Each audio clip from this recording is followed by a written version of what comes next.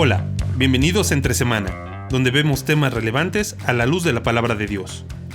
Hablar de dinero es un tema delicado dentro de la iglesia. Sin embargo, los diezmos y las ofrendas son una de las prácticas más comunes dentro de ella. ¿Qué de todo lo que hacemos es un principio bíblico? ¿Y qué son posturas o preferencias? ¿Cómo debería ser el manejo de las finanzas en la iglesia? Acompañemos a Alex y a Marcelo a profundizar en este tema tan importante dentro de nuestra serie La Iglesia y sus prácticas. La iglesia y sus prácticas es lo que estamos discutiendo. Ya es la cuarta de esta conversación y hemos hablado hasta ahora acerca del bautismo, Santa Cena. La semana pasada hablamos acerca de la música y la alabanza. Hoy vamos a seguir hablando acerca de temas nada controversiales como la ofrenda en la iglesia. La ofrenda. A ver, definitivamente es un tema que ha sido manipulado, ha sido abusado. Hay buenas prácticas y malas prácticas por todos lados, pero hay prácticas. A ver. Y quizás por lo mismo también ha sido evitado.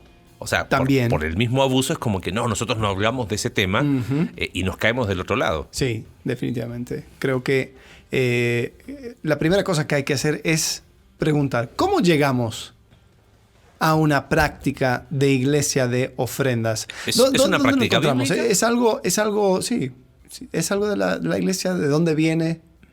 Bueno, yo creo que un examen rápido de la Escritura nos muestra, tanto en el Antiguo como en el Nuevo Testamento, viendo la continuidad de que es el mismo Dios, no nos vamos a meter en temas hermenéuticos ahora, pero vemos que siempre está la práctica de dar para suplir necesidades de otros, dar para el mantenimiento de los levitas en el Antiguo Testamento, de sostener en el Nuevo Testamento a aquellos que estaban enseñando en el contexto de la iglesia. Se levantó una ofrenda para el primer templo, el templo de Salomón, en el tiempo de David.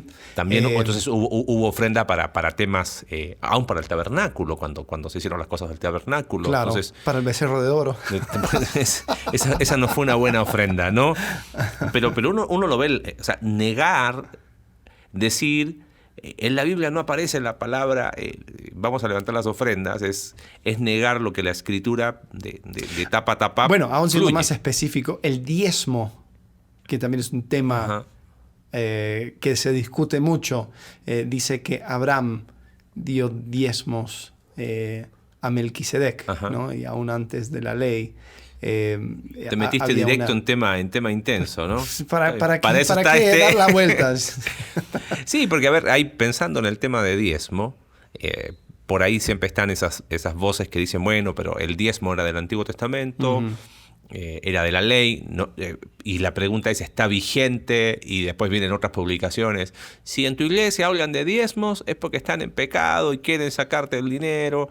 El punto es, primero, tú creo que aclaras mucho, Abraham dio diezmos antes de la ley. Eso como primer elemento. Y sabes, es interesante, algunos comentaristas dicen que esa era una práctica común dentro de las religiones de Medio Oriente, ¿no? Que de alguna manera la ley normó, la santificó, la redimió, por decirlo de alguna manera, y para el pueblo de Israel estableció una forma que ni siquiera era el 10%. Aproximadamente los cálculos entre los diezmos que daban, o sea, de los distintos tipos de ofrendas que habían, creo que era un 33%, si no me equivoco. Sí, más o menos, ¿no? Terminaba ya, sumándolo en el año. Había una que era cada séptimo año. Aún sumando eso, daba un proporcional de... Más o menos un tercio, ¿no? De un tercio. Entonces uno dice, bueno, si está o no está vigente, la Biblia no habla de eso. Yo creo que quizás hay que ir a lo profundo. Y lo profundo, o al fondo del tema, ¿por qué razón la Escritura o Dios a través de su palabra nos invita a ofrendar? Nos hace la invitación, nos da la exhortación, nos da, aún pensando en el pasaje clave de 2 de Corintios capítulo 8, el privilegio de dar. Cuando uno entiende eso, la discusión del diezmo pasa a ser algo secundario, ¿no? Si me pides mi opinión personal, yo creo que es un buen parámetro de ¿cómo se llama? De evaluación, nada más. Sí. Pero no me casaría con ese número, claro, por ejemplo. El diezmo es un buen comienzo, por decirlo, para empezar a ser generoso. Sí, y creo que esta práctica ha sido algo que se ha mantenido aún por simples cuestiones de practicidad. Es algo donde, oye, ¿qué queremos? Bueno, queremos un espacio donde podamos juntarnos, reunirnos y adorar a Dios. ¿Ok? ¿Quién va a poner para eso? ¿Cómo lo vamos a hacer? ¿Cómo lo hacemos? ¿Quién participa? ¿No? Bueno, queremos una persona que esté viendo por nuestras almas, que tenga la disponibilidad de tiempo para estudiar, para enseñar, para visitar, ok. ¿Y cómo va a comer esa persona? Entonces yo creo Dios le proveerá. Dios le proveerá. Ahí está. Bueno, me llama la atención. He leído esto en otros episodios, pero hay un escrito que viene más o menos del primer siglo. Voy a volver a decir lo que dije la última vez. No es parte de la Biblia, no es inspirado por Dios, pero nos da una ventana a lo que estaba pensando o lo que aceptaban en una cierta mayoría los creyentes del primer siglo. Se llama Didache y es una agrupación de enseñanzas, pero hay una parte donde se vuelve algo práctico y hay una parte que habla acerca de sustento de profetas y maestros. Y dice así: todo auténtico profeta que quiera residir entre ustedes es digno de su sustento. Igualmente, todo auténtico maestro merece también como trabajador su sustento. Por tanto, tomarán siempre las primicias de los frutos del lagar y de la era, de los bueyes y de las ovejas, y las darán como primicias a los profetas, pues ellos son sus sumos sacerdotes. Si no tienen profeta, dénselas a los pobres. Si haces pan, toma las primicias y dalas conforme al mandato. Si abres una jarra de vino o de aceite, toma las primicias y dalas a los profetas. De tu dinero, de tu vestido y de todas tus posesiones, toma las primicias según te pareciere y dalas conforme al mandato. Entonces, había una práctica, aún los primeros años después de Cristo, de ir sustentando a aquellos que se dedicaban a la enseñanza y a la predicación del Evangelio. Y al mismo tiempo ir cuidando a aquellos que estaban en necesidad extrema, ¿no? Correcto. O sea, pobres, viudas. Pobres, etcétera, etcétera. Había un cuidado. Bueno, en Hechos, ¿no? Cuando hablaba acerca de la distribución a las viudas, ¿de dónde venía ese dinero? ¿Tú crees que aparecía? No salía de la nada. No había un romano benevolente no. que... No. Entonces diríamos, la práctica de las ofrendas en la iglesia primero es una práctica bíblica, lo vemos de tapa a tapa en la Escritura, eso está de más. Vemos que es una práctica que también... una práctica práctica. Una práctica práctica, ¿no? que lo hizo la iglesia primitiva, pero que responde también a esa necesidad... ¿cómo sería la palabra? Puntual, específica, de decir, oye, necesitamos un lugar para reunirnos, vamos a sustentar a aquellos que están llevando adelante la labor pastoral, por decirlo de alguna manera. El tema quizás complejo en esta práctica es cómo hacer para cambiar el chip tanto del que da como de los que administran. ¿A qué me refiero? Vamos a hacer una práctica. Iglesias se han dividido por dinero. Vamos a decir las cosas como son. Iglesias han sido dañadas por el tema de dinero. Personas han sido muy dañadas por el tema de dinero. El tema es cómo ejecutamos esta práctica, ¿no? Pensando primero en el que ofrenda. Hace un tiempo atrás tuvimos una serie que estaría bueno poder volver a repasar de ser intencional en nuestra mayordomía. Y hablábamos sobre la base de 2 Corintios capítulo 8, de cambiar el concepto. Tenemos el concepto que gracia es recibir, pero gracia también es dar. Esos creyentes macedonios que Pablo toma como ejemplo, dicen, ellos experimentaron la gracia de Dios y teniendo razones suficientes como para no ofrendar, estaban en pobreza, razones emocionales, estaban tristes, estaban muy desanimados, dice, se dieron primeramente al Señor, y es más, le pidieron, el texto ahí del versículo 4, dice que con muchos ruegos les concediésemos el privilegio de participar en la ofrenda. Algunos comentaristas dicen que Pablo probablemente los pasó por alto. Y que intencionalmente no les dijo nada. Los macedonios son Filipos, Tesalónica y Berea. No les dijo nada debido a su situación, pero ellos, enterados de que estaban haciendo la colecta a Jerusalén, tal vez hasta se ofendieron. Claro, por favor, o sea, no nos quites el privilegio. Entonces ellos cambiaron el concepto. Ya gracia no solo era recibir, sino era la gracia de dar. Cuando uno tiene eso claro, Mateo capítulo 10, de gracia recibisteis, dad de gracia, no hay problema con la ofrenda. No hay problema con el hecho de decir, Señor, de lo que me has dado, doy para el sostenimiento de tu obra, para suplir necesidades de los que más tienen, porque entendí todo lo que he recibido, ¿no? Sí, creo que también hay ese concepto del sacrificio vivo, ¿no? Romanos, capítulo 12. Y ahí estás dando el 100%. Totalmente. Y a veces nosotros hacemos la pregunta, bueno, ¿y cuánto le tengo que dar a Dios? Creo que la pregunta se debe invertir.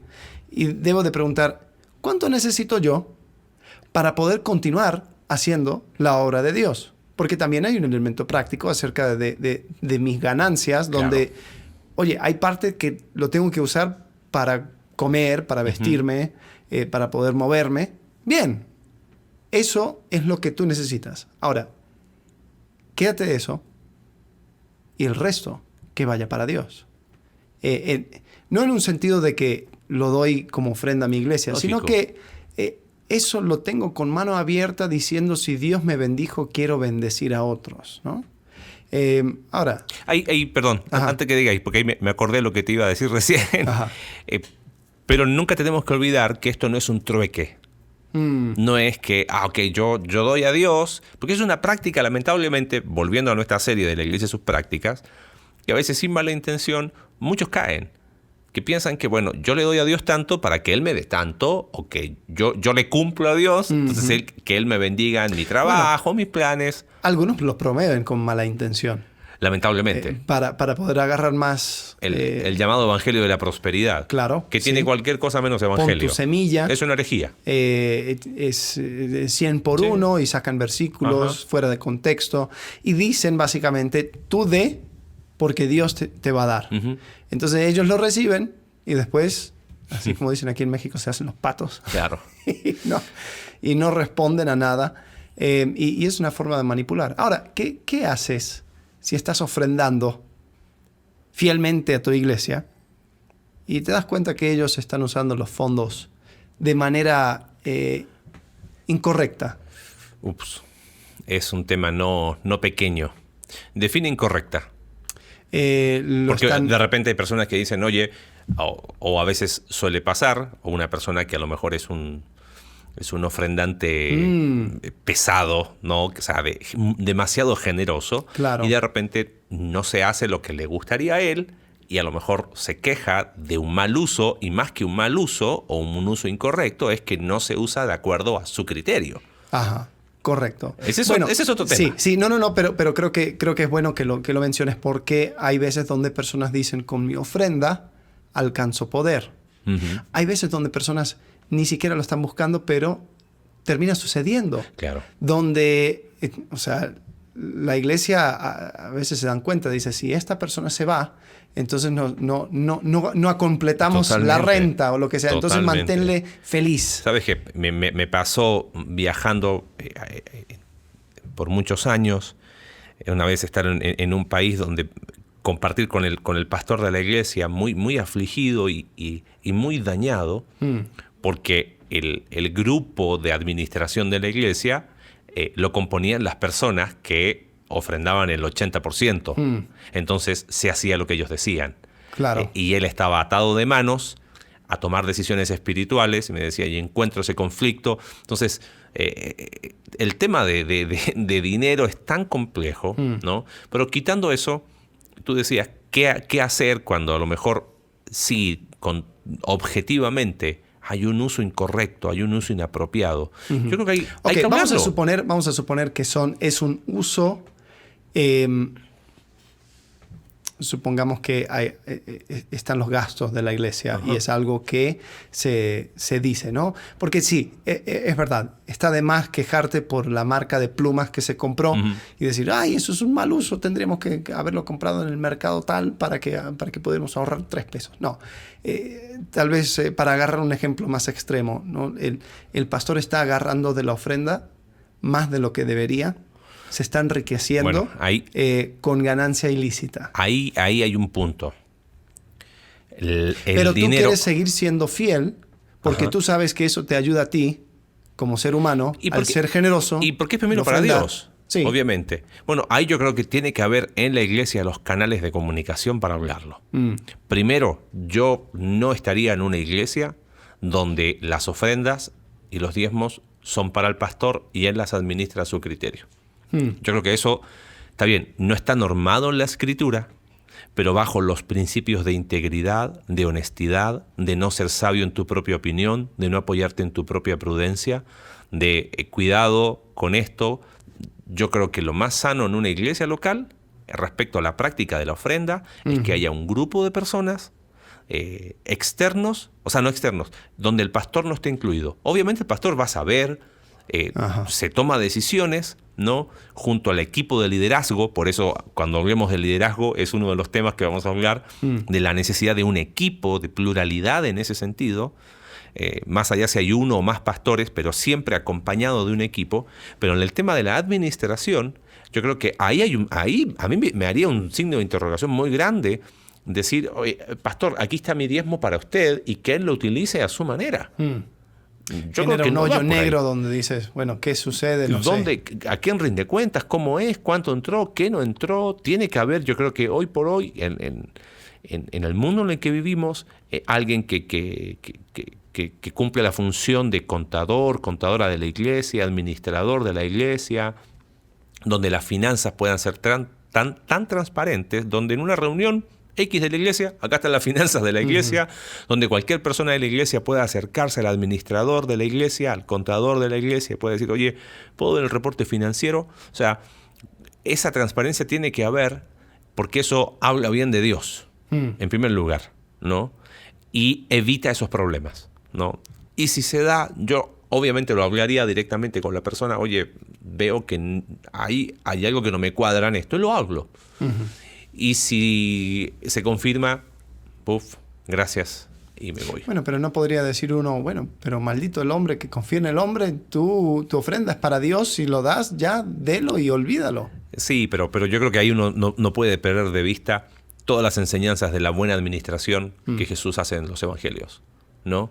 Y la buena administración responde a eso, a decir, a ver, no es exigir, no es darlo a Dios y que... No, porque eso sería irresponsabilidad. Porque ser buen administrador implica que de los recursos que Dios me da, digo, Señor, aparto esto para el avance de tu obra, pero si yo veo que la obra no se está haciendo, que hay cosas que no cuadran, tengo que hablarlo con la total transparencia. Y creo que agarrándome de eso, yo diría, no sería sabio tomar una decisión de irte o lo que sea sin tener esa conversación, porque hay muchas personas que dicen, hay que tenerla. ¿Sabes qué? Vi al pastor con un coche nuevo y eso no me gustó, entonces me fui. Bueno, ahí está el otro problema, o sea, que el pastor no puede cambiar el coche, no tiene que vestir la peor ropa, porque cualquier cosa, o sea, si ya compró una playera nueva, ya es codicioso de ganancias deshonestas. Claro, y si tiene la playera nueva, entonces si alguien le pregunta, tiene que decir, no, es que me lo donó tal, para que no... Nos hemos caído de los dos lados. Sí, definitivamente. ¿No? Creo que hay algo muy interesante. Tú siempre hablas de la generosidad. Quizás uno de los enemigos más grandes de la generosidad, además, obviamente, del egoísmo, es ser miserable. Yo creo que hay personas que tienen mucho dinero, pero son miserables. Y hay gente que tiene 0 recursos económicos y también son miserables. Ser miserable implica esa actitud del corazón, ¿no? O sea, de tener que juzgar a alguien porque, oye, seguramente... No. Quien es generoso va acompañado de un corazón humilde. Sí. Y al mismo tiempo va acompañado de un corazón que encuentra contentamiento en lo que tiene y lo que Dios le da, ¿no? Sí, definitivamente. Yo creo que la avaricia es una cosa que te carcome, que te tiene constantemente mirando a otros, juzgando, que no te permite. Yo veo la generosidad así. Dios es fiel, Dios provee, Dios bendice, pero Dios no bendice lloviendo billetes desde el cielo. Dios bendice a través de otras personas. Y los canales por el cual Dios va a bendecir a otros son por medio de las personas generosas. Entonces tú puedes decidir ser una pequeña bendición o una gran bendición. Y eso depende de ti. Y creo que la oración debe ser: Señor, hazme más generoso. Porque ¿sabes qué? Tú nunca vas a ser más generoso que Dios. Así es. O sea, nunca va a haber mayor salida que entrada en cuanto a la generosidad hacia Dios. Entonces, yo creo que es una oración correcta hacer. A decir: Señor, permíteme ser un canal de generosidad. Y algo curioso sucede. Ahora, ojo, no me malinterpretes y digas, ahora es evangelio de la prosperidad. Pero algo curioso sucede con las personas que deciden ser generosos. Sí. Dios les da las herramientas para ser generosos. Totalmente. Y creo que ahí en eso es afirmar lo que la Biblia dice, ¿no? Ahí en 2 Corintios capítulo 9, cuando Pablo cierra todo el argumento, versículo 13 dice: en efecto, al recibir esta demostración de servicio, ellos alabarán a Dios por la obediencia con que ustedes acompañan la confesión del Evangelio de Cristo y por su generosa solidaridad con ellos y con todos. O sea, el Evangelio brilla cuando hay generosidad, ¿no? Entonces, ese es el negocio de Dios, sí. ¿no? Nos alineamos con el corazón de Dios. Ahora, pensando en los 3 conceptos que hemos hablado en cada episodio de esta serie de la Iglesia, sus prácticas. Entonces, ofrendar sería un principio bíblico, ¿correcto? Sería un principio, okay. Totalmente. Si se usa diezmo o no diezmo, ¿eso entraría dentro de postura? Podría ser. Sí, postura. Porque no creo que va hasta preferencia. Ajá. Creo que es una postura. Una postura que ciertas iglesias manejan, otros no. Okay. Y la forma entraría dentro de las preferencias, y ahí es donde es necesario discernimiento. Por ejemplo, claro, hay iglesias que tienen la práctica de colocar un sobre con los 12 meses del año y palomear, ¿viste? Ofrendado, o sea, sí diezmo, no diezmo. Ajá. ¿Qué piensas tú? ¿Sería una práctica, una preferencia aconsejable, una preferencia no tan aconsejable? Pues depende de cada quien. Yo sé que hay personas que luchan con la avaricia y lo que más quisieran es que la iglesia sea también, que les acompañen y puedan rendir cuentas. Creo que hay otras personas que lo verían como una manera de tratar de mantener el control. Y de hecho, ojo, aclaramos, en la iglesia no lo hacemos. No, ¿okay? no lo hacemos. Por las dudas. Sí. Pero sabemos que hay iglesias que lo hacen. Es una preferencia. Es una preferencia y donde uno, claro, tiene que hacer discernimiento para saber si en ese contexto es lo mejor, ¿no? Sí. Hay iglesias, por ejemplo, que levantan ofrendas y pasan ¿cómo se llama? El ofrendario. Ajá, sí. Otros que tienen una caja grande lo llaman alfolí. Ajá. Y otros tú haces fila para dejar tu ofrenda. Y otros, inclusive, no levantan ofrendas. Conozco una iglesia donde cada persona que ya es miembro sabe, agarra un sobrecito en la entrada y lo deposita en un lugar. Y no hay nada público. Me parece que son preferencias. Una no es mejor que otra, ni por practicar una te hace más santo o menos santo que otra. Yo creo que también algo que tú dices mucho responde a un énfasis. ¿No? O sea, hay algunos donde el rendir cuentas va a ser el énfasis, otros donde la generosidad privada y en el corazón de cada uno va a ser el énfasis, otros donde la provisión de Dios va a ser el énfasis. Por ejemplo, se habla mucho de Jorge Müller, un hombre que tenía un orfanatorio por muchos años en Inglaterra. Dice, nunca pidió una ofrenda. O sea, él no iba levantando sustento por ningún lado porque decía, el que me va a sustentar es Dios. Y Dios le bendijo. ¿Y sí? Ahora, ¿sería una práctica aconsejable para todos? Muchos han querido tomar Tal vez no. ese modelo y aplicarlo a todos. Sí. Y Hudson Taylor, misionero en China, Ajá, decía a mí, si el diablo me da dinero, se lo recibo, lo santifico a los pies de la cruz de Cristo, lo lavo con la sangre de Cristo y lo uso para predicar el evangelio. Sí. O sea, y no vamos a discutir ahora cuál era más o menos santo. Sí, yo creo que va respondiendo a esos énfasis. Pero lo bueno es que hay una multitud de posibilidades y de posturas dentro de la iglesia, pero no nos olvidemos lo que está en el centro, ¿no? La clave de la generosidad. Y yo creo que, regresando a lo que hablamos en el comienzo, ¿no? Acerca del diezmo, yo creo que cuando un creyente empieza a preguntar, oye, ¿cuánto tengo que darle a Dios? Eso es como un esposo que pregunta, oye, ¿y cuántos abrazos le tengo que dar a mi esposo? ¿Cuántos besos? O sea, ¿me basta con 3 besitos a la semana? Y es como que, a ver, si tenemos que tener esa conversación, yo creo que hay un problema de corazón. Si tenemos que realmente pelear porque si son 8, 9, 10, 11, creo que no hemos entendido el principio de la generosidad. No he entendido que soy sacrificio vivo. No he entendido que todo lo que soy, todo lo que tengo debe de responder en alabanza y adoración a mi Creador. ¿Sabes qué? Recordé con lo que estás diciendo y va a estar el link ahí para que lo puedan ver.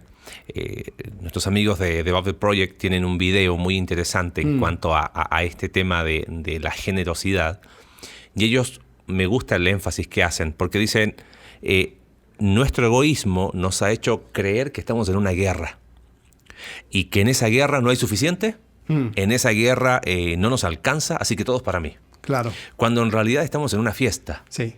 El anfitrión es Dios y Él nos ha dado absolutamente todo para compartir con otros. Y lo más importante es el Evangelio. Y de ahí todo lo menos importante, y eso incluye nuestros recursos económicos. Así que quizás cambiemos ese concepto. Bienvenidos a esta fiesta, ¿no? Y vamos a crecer en esa generosidad. Así que gracias por su tiempo, gracias por la plática. Siempre muy... Da para seguir y seguir, ¿no? ¿Qué tema? Pero bueno, queremos seguir aprendiendo de cómo ser iglesia, ¿no? Creo que responde a eso esta serie de la iglesia y sus prácticas. Así que nos vemos la próxima semana. Así es. En un nuevo episodio de Entre Semana. Hasta luego. Gracias por acompañarnos en un capítulo más de Entre Semana. Recuerda que puedes seguirnos a través de nuestra página web, Iglesia Conexión Vertical /Entre Semana, Spotify, Apple Podcast y Google Podcast. Hasta la próxima.